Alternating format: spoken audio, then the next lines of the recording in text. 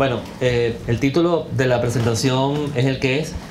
Hay muchísimos avances y muchísimos retos en el campo del dengue, así que yo solamente le voy a hablar de un par de cositas en el tiempo que tengo, que son solo 15 minutos. And Mariano set up the page by speaking in English, and I think I'm going to do the same because otherwise it will be a lot slower, and I will not be able to convey what I want to say. I'm way too used to saying these things in English. So dengue in Puerto Rico, as you all know, that dengue is a big problem in Puerto Rico, so I'm not going to emphasize that too much. We know that dengue in Puerto Rico follows global patterns. The incidence is high and endemic, and there's also periodic epidemics in Puerto Rico. It's highly seasonal. You will see a little bit of that later. And of course, there's co-circulation of multiple serotypes in Puerto Rico. You will see a lot of that in my presentation. And the 4 dengue serotypes are endemic in Puerto Rico. They don't all circulate all at the same time, but they are all here. Significantly under identified and reported, in part because we have a large passive surveillance system and not many precedents for enhanced surveillance systems. And here are some epidemic curves of dengue in Puerto Rico in the last decade or so, and you can see how in 2010 we had a huge epidemic. You know about that probably.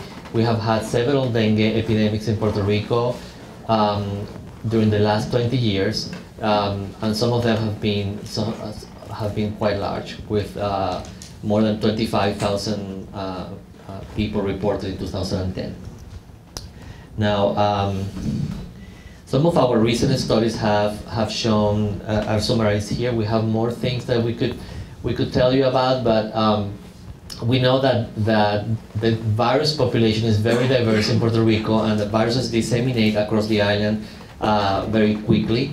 Diagnostic tests have been approved but not extensively marketed. It's one of the issues that we have with diagnostic in Puerto Rico, and I will say a little bit of that as well.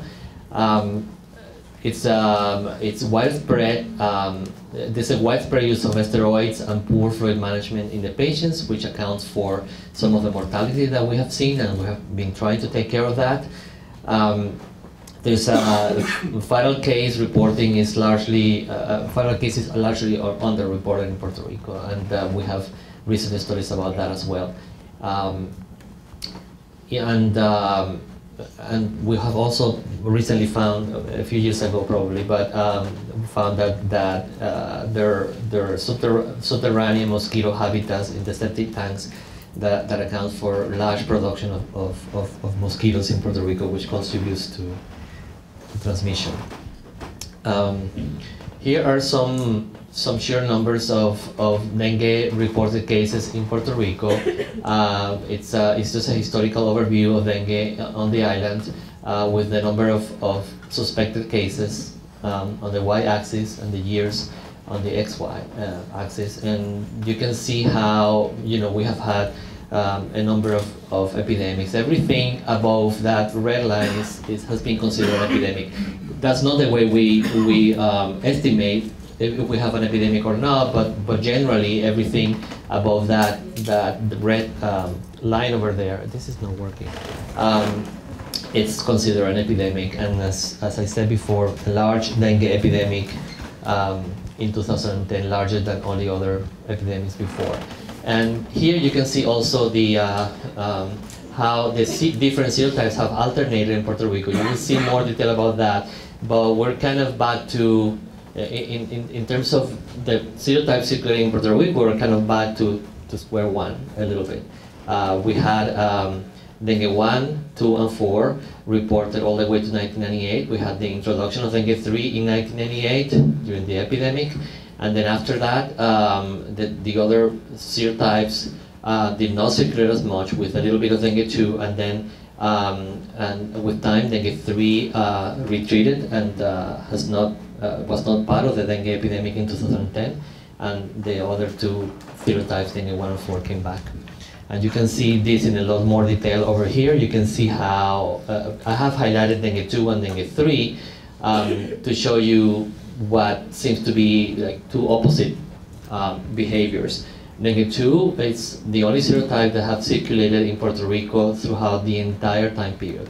We never lost it. We always found it in our surveillance system. We had periods of high transmission of Dengue 2 compared to the other serotypes, and low transmission, but we always had it. When Dengue 3 came into the island, the other serotypes, Dengue 1 and 4, disappeared for some time. Only Dengue 2 remained at low levels, and then it re-emerged after 2004, with Dengue 3 then coming down after 2007 and actually disappearing from our radar for the last almost 3 years now.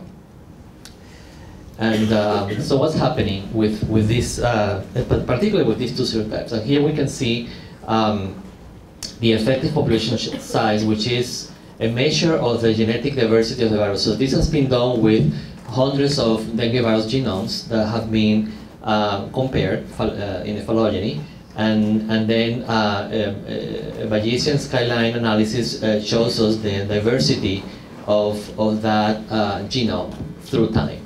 And you can see how in time, from 1985 to 2005, Dengue 2 had a very stable population size all the way to around 1998, when Dengue 3 comes up.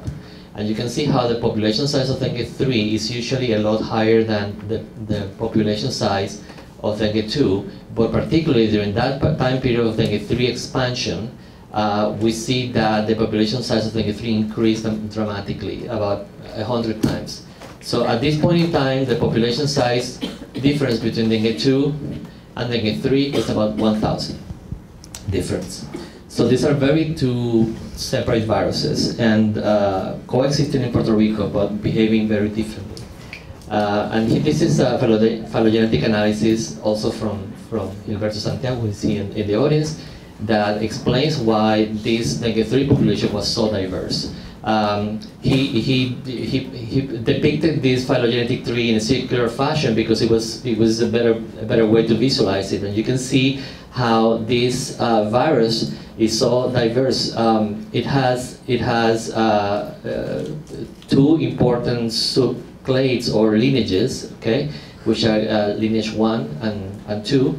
And within lineage 2 is a completely foreign lineage. That means that all of these people that had dengue in Puerto Rico, these were not travelers. These were people that had dengue in Puerto Rico, patients with dengue, that were infected with a virus that was more related to foreign viruses than it was to Puerto Rican viruses of Dengue 3. And then here we see the other lineage of Dengue 3.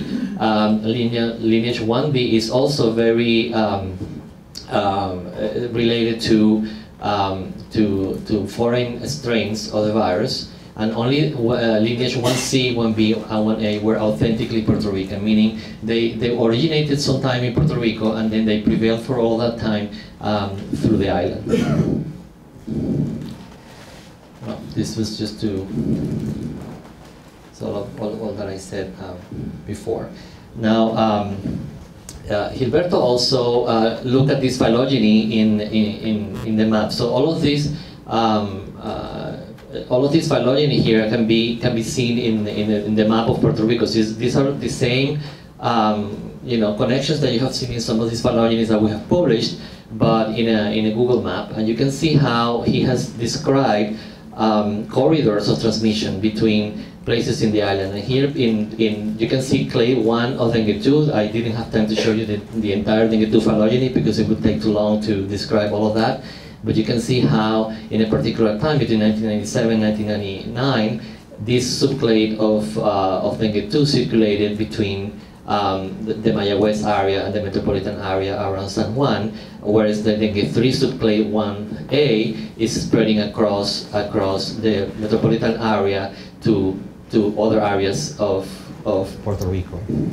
Then we see during 2000 and 2003, if you remember, that time period it correlates with the low transmission of Dengue 2 when the virus was circulating in very very little in Puerto Rico, and dengue 3 was emerging and propagating across the island. And you can see how that happened. During that time period, dengue 2 was reported only in the Caguas region, the Caguas and the municipalities around Caguas. So the virus went from the San Juan metropolitan area and propagated only in Caguas, or in the Caguas regions, municipalities around it. And dengue 3, subclade 1b, was propagating across other areas of the city. So these viruses are not coexisting. They're all in Puerto Rico, but they're not coexisting together. And they do not evolve or circulate in the same areas. And then here you see the situation dengue of dengue 2 and dengue 3. Again, the subclade the dengue 2 lineage coming now out of the San Juan metropolitan area and spreading all across the city in a period of re-emergence of dengue 2. And dengue 3 is circulating. It's not very clear here, but it's also not quite fitting. The two patterns are not quite fitting. They don't always coexist. So what happened during that time, just to give you an example, during the time in which dengue 2 refuged in that Caguas region. Okay, so this is the time period between 1997 and 2005, and then the dengue 2 incident. This is based on reports. You know, just the incidence of dengue 2 based on reporting to our surveillance system. And you can see how the virus dengue 2 had a higher incidence island-wide before 1999. And then it goes down, as I said before, and it comes back after 2003 or 2004.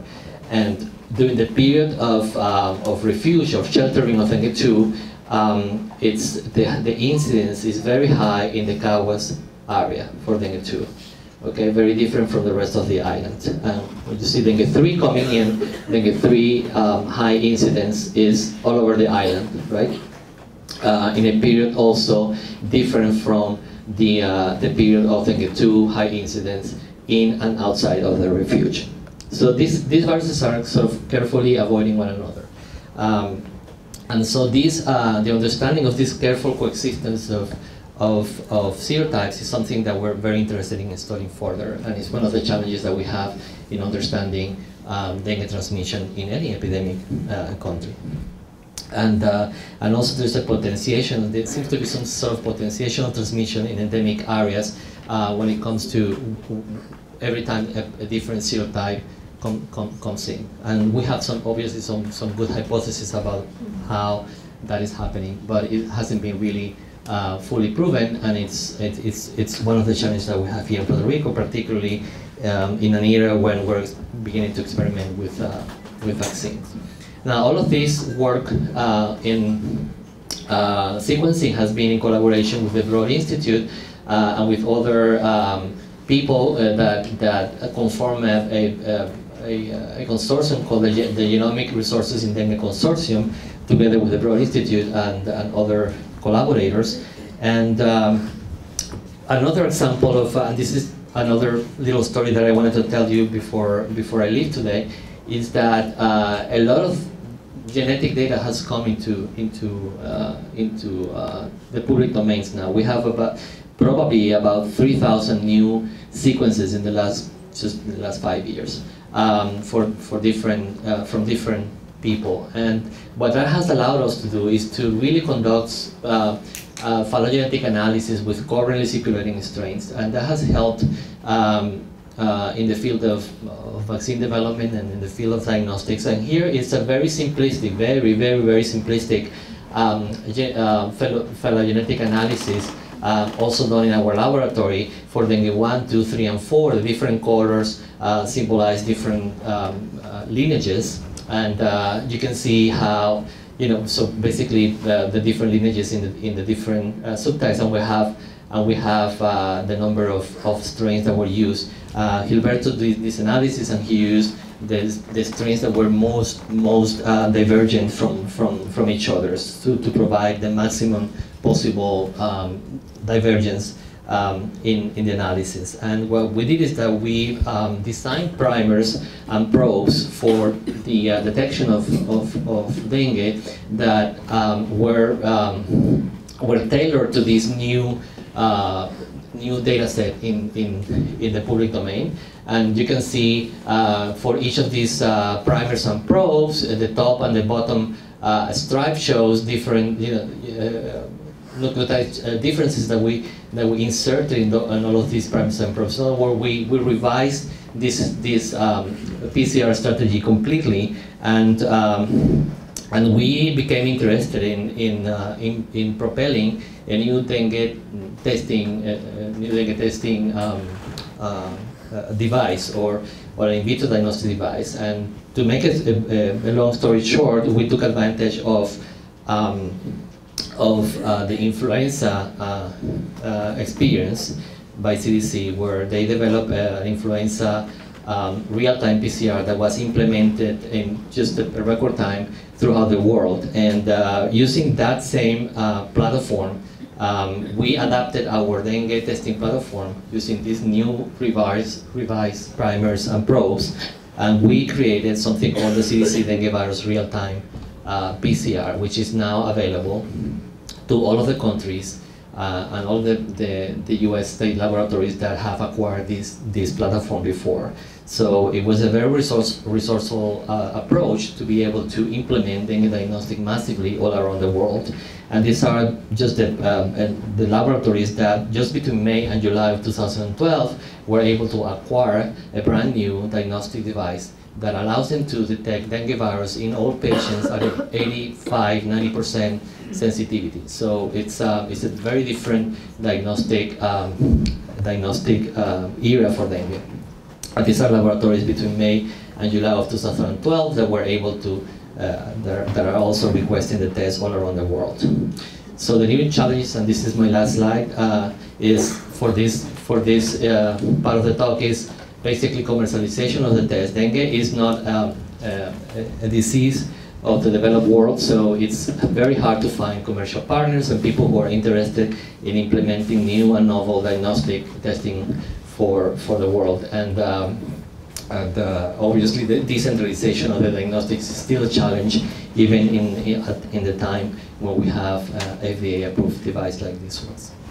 So with that, I'd like to thank my laboratory, in particular, in this case, Gilberto Santiago, who did a lot of the sequencing and the analysis of the data, and everybody else in the laboratory, and the Broad Institute at the Harvard, MIT, and the NIAID for financial support. Thank you.